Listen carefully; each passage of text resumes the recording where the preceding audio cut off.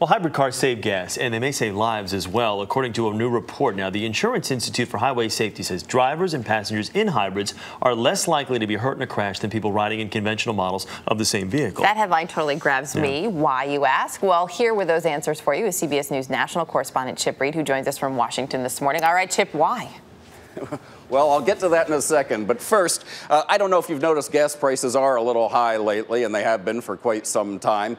And that has millions of Americans looking into fuel-efficient cars. But one thing that concerns lots of people, and has concerned them for decades, is that fuel-efficient cars tend to be smaller and lighter, and therefore less safe. Take a look at this crash test video that was provided yesterday by the Highway Loss Data Institute. What it shows is that the smaller, more fuel-efficient car, in this case the one on the right, generally doesn't fare as well in a crash, and the people inside are more likely to be injured if you're in that smaller car. But now there is an exception to that general rule that lighter, more fuel-efficient cars tend to be less safe, and that is the hybrid car.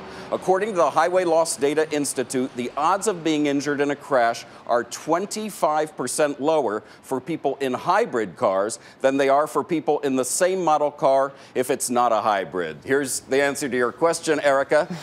This is a hybrid car. Take a look here. Back behind this panel, you can't see it, but trust me, it's back there, are the massive batteries that are in all hybrid cars, and they are heavy, very heavy. In fact, the average hybrid car is 10% heavier than the average non-hybrid car, and that extra mass helps these cars survive a crash better. Now, there is also a downside. Walk this way. In terms of safety for hybrid cars, not for the people inside, but for pedestrians. Why? Well, listen to this.